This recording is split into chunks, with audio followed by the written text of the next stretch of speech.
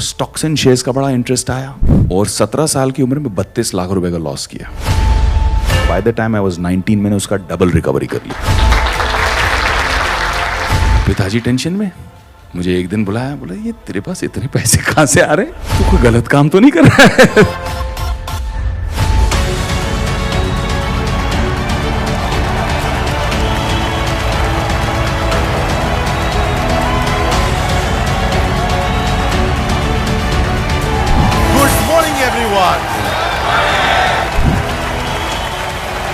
Thank you for all the love. तो आज यार थोड़ी बातें करेंगे, थोड़ी सी मैं आपको अपनी कहानी शेयर करूंगा। मैं पढ़ाई कर रहा था मेयो कॉलेज अजमेर में, जो बहुत स्ट्रिक्ट बॉयज बोर्डिंग स्कूल है अजमेर में। अब बॉयज बोर्डिंग स्कूल में दुनिया इतने में सीमित थी, वही 300 एकड़ का कैंपस, उसी के अंदर खाना पीना कपड़े जूते जो चाहिए होते थे, जाना पड़ता था, साइन करना पड़ता था, बिल पहुंच जाता था पिताजी को। हमें तो कुछ समझ नहीं आया दाल आटे का भाव, तो हम तो ऐसे ही ले लेते, भैया 2 टी-शर्ट देना 2 जूते देना, यही करके ले लेते थे स्टोर से। तो बाहर का एक्सपोजर जीरो। अच्छा, हम निपटा के जब बंबई पहुंचे, अब पिताजी के साथ मैंने आने के बाद कहा कि पॉकेट मनी क्या होनी चाहिए। तूने कहा 500 रुपये बहुत है। पिताजी बहुत ही ज्यादा उसूल वाले, आदर्श वाले, 500 रुपये ही मिलेंगे, उससे ज्यादा कुछ नहीं मिलेंगे, और चाहिए तो खुद कमा लो। अब उन्हें कह तो दिया और चोट भी लगी बड़ी गहरी।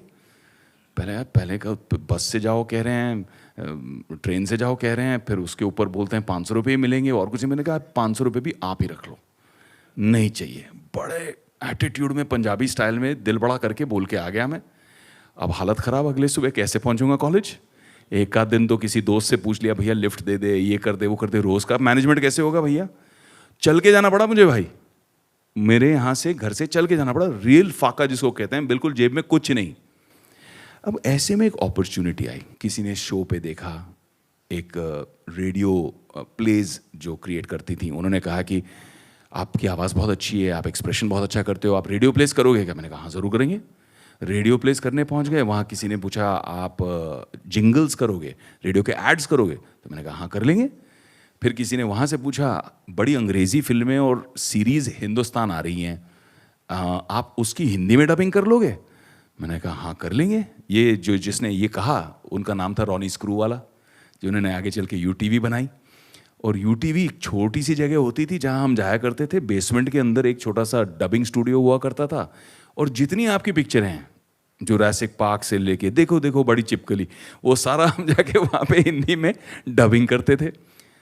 और भाई ऐसा हुआ कि महीने का 40-50 हज़ार कमाने लग गया आपका भाई। और मैंने अपना खुद का अकाउंट खोला सेपरेट, और बैंक अकाउंट के साथ में एटीएम कार्ड लिया। उस ज़माने में एटीएम कार्ड मतलब वाह वाह, मतलब स्टाइल होता था। एटीएम कार्ड टेबल पे निकाल के रखने का अलग ही मतलब फील होती थी, क्या बात है। अब पिताजी टेंशन में, मुझे एक दिन बुलाया, बोला ये तेरे पास इतने पैसे कहाँ से आ रहे हैं, तू कोई गलत काम तो नहीं कर रहा है तुम। और फिर उनको मैंने समझाया बताया। अब जब कैपिटल बनने लग गया, चैप्टर 2 12वीं में सब्जेक्ट चूज करना था, हमने बहुत सोचा बहुत समझा कि इकोनॉमिक्स करना चाहिए। क्यों इकोनॉमिक्स करना चाहिए? क्योंकि पूरे कॉलेज में सबसे खूबसूरत टीचर इकोनॉमिक्स की है। हम पहुंच गए इकोनॉमिक्स करने, पर एक्चुअल रुचि आई। लड़की का नाम रुचि नहीं था, एक्चुअल इंटरेस्ट आया कि किस तरह से इकोनॉमिक्स वर्क करता है। जहाँ हम रोज़ वड़ा पाव चाय पीने जाते थे, सदा नाम था उसकी, छोटी सी पान बीड़ी की दुकान थी, उसके बगल में हरी भाई थे जिनकी चाय वड़ा पाव की दुकान थी। उनसे हम पूछने लगे भैया आप कैसे करते हो बिजनेस बताओ। और जो अंदर क्लासरूम में सीख रहे थे उसको हमने इनके बिजनेस में अप्लाई करना शुरू कर दिया कि कितना किताबी है और कितना प्रैक्टिकल। तो स्टॉक कैसे करते हैं, कैश फ्लो का मैनेजमेंट कैसे करते हैं, ये सारी चीज़ें वहाँ से सीखी। और देखते ही देखते माइक्रो फाइनेंस शुरू कर दिया। यानी कि कॉलेज के जितने लोग थे उनके बिजनेस मॉडल को समझना। कोई डोसा वाला है, तो कोई वड़ा पाव वाला है, कोई चाय वाला है, कोई सैंडविच वाला है, किसी की पान बीड़ी की दुकान है। इन सब का मॉडल समझ के इनको फाइनेंस करना और एक हेल्थी वे में प्रॉफिट शेयर लेना, ना कि उस जमाने में जो होता था 7-8% पर मंथ चार्ज करते थे इनफॉर्मल फाइनेंसिंग, क्योंकि फॉर्मल फाइनेंसिंग तो थी नहीं, बैंकिंग थी नहीं। तो एक टाइम ऐसा आया जब तक मैं ग्रेजुएट हुआ कि जो पूरे कॉलेजेस के सामने जितनी दुकानें थी सबके साथ मेरा अकाउंट चलता था, सबके साथ मेरी फाइनेंसिंग चलती थी और सबके साथ बाइक खाता बना के रखा था। यहां से ऑलवेज फॉरवर्ड प्रोग्रेशन कि क्या नेक्स्ट, क्या है, व्हाट नेक्स्ट। और व्हाट नेक्स्ट में जापान का एक बहुत सुंदर शब्द है भाई, काइजेन, कांस्टेंट इंप्रूवमेंट, कि आगे क्या और क्या बेटर और क्या बेटर हो सकता है। लाला जी की तरह रिलैक्स नहीं करना हमको कि भाई हो गया, चलो ठीक है, सब चल रहा है, अब छेड़ो मत। आगे क्या, नेक्स्ट क्या, ग्रोथ कैसे होगी। उस ग्रोथ की फिराक में आगे बढ़े। स्टॉक्स एंड शेयर्स का बड़ा इंटरेस्ट आया, स्टॉक लगाया, लोगों के कहने पे टिप विप किए और 17 साल की उम्र में 32 लाख रुपए का लॉस किया। ऐसा लग रहा था हाय हाय, वो फिल्मों में चूड़ियां उड़ियां तोड़ते ना, वैसे लग रहा था मुझे कि ये क्या हो गया, मेरा पूरा कैपिटल इरोड हो गया भैया। जितनी मेहनत करके इतना कुछ किया था, क्रिएट कमाया था, इतना मल्टीप्लाई किया था, वो सब खत्म हो गया। I lost a lot of money. Then I did it the right way, apprentice किया, जाके किसी के अंडर सीखा, पूरा सिस्टम समझ में आया और फिर मैं कहा कि इसको मैं रिकवर करूंगा। By the time I was 19 मैंने उसका डबल रिकवरी कर ली। कमोडिटीज में जाके काम किया, बट इस टाइम सोच समझ के पहले जाके अप्रेंटिसशिप की, कोई ईगो नहीं, नौकरी की तरह जाके वहां पे मेहनत की, समझा, सीखा, फिर कमोडिटीज का मार्केट समझ के उसमें कैसे कमाए।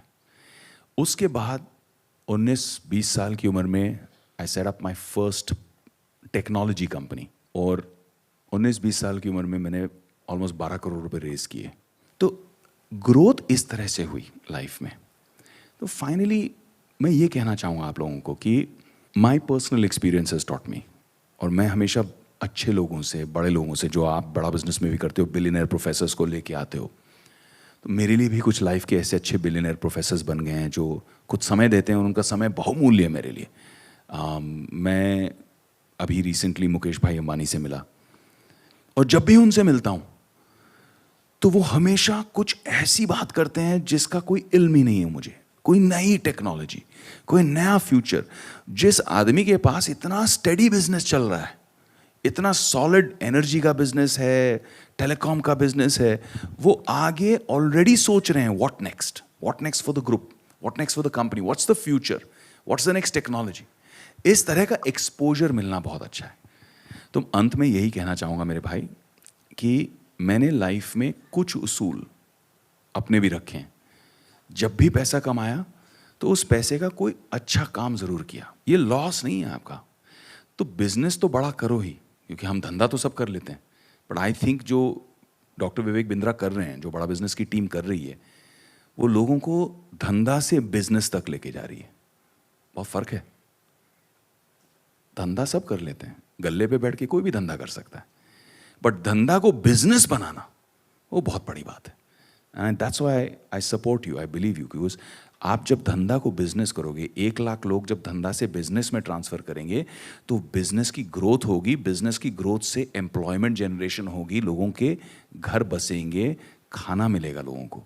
तो it's actually a huge contribution to society. मैं हमेशा आपको यही कहता हूँ कि नए भारत का, नव भारत का जो निर्माण हो रहा है, उसमें आप बहुत बड़ा एक योगदान कर रहे हो, and I am very proud of you for that.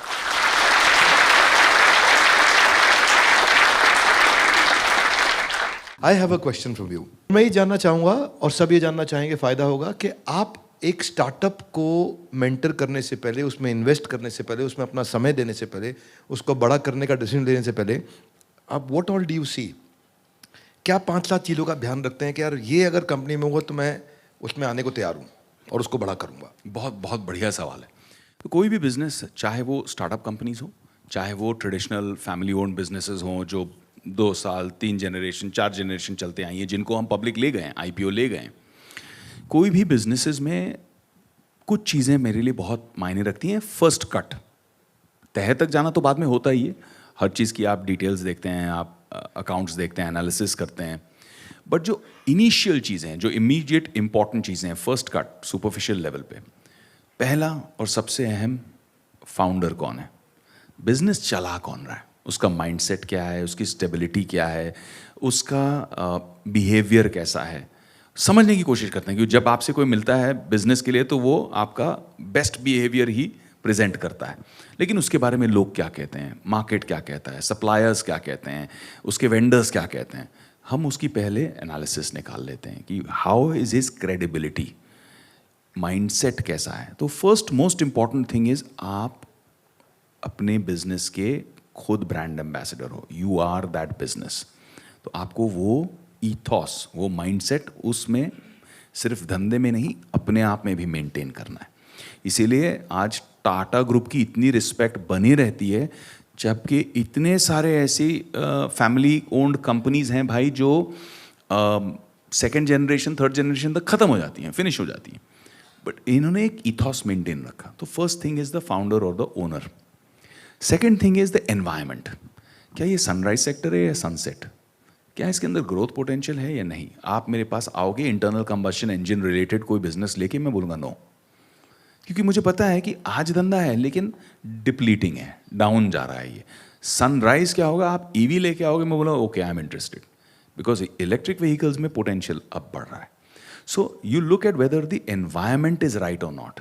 आप बोलोगे मैं हिंदी फिल्म में बना रहा हूँ और ब्राज़ील में शूट करूँगा ब्राज़ीलियन एक्टर्स के साथ में और ब्राज़ील में डिस्ट्रीब्यूट करूँगा, मैं बोलूँगा नो भैया, मार्केट ही नहीं है वहाँ पे। पायनियर करना होना, उसकी चांसेस पॉसिबिलिटीज़ 1% है।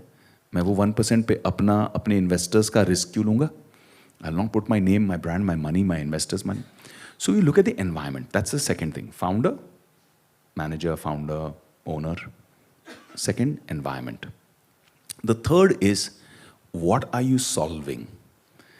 क्या पेन पॉइंट है? क्योंकि जहां पेन पॉइंट है वहां अपॉर्चुनिटी है। क्या पेन पॉइंट को आप सॉल्व कर रहे हो? क्या अपॉर्चुनिटी है जो आप क्रिएट कर रहे हो from that problem? How are you solving that problem and are you doing it better than what the existing solutions are? Is it better? Is it more scalable? Is it cheaper? Is it more qualitative? This actual value addition आप कर रहे हैं या नहीं कर रहे हैं, उसे हमें असेस करना है। I never go into anything that's pure trading based, कि यहाँ एक अपॉर्चुनिटी है, यहाँ से लिया, यहाँ पकड़ा दिया। No, anything that can be built and scaled. And the last and most important thing is, can it be scaled organically? Can it be scaled organically without the founder? कि कल को फाउंडर को कुछ हो गया तो ये धंधा अपने आप चलेगा या ये उसी पे टिका है? As an investor, I look at these few things.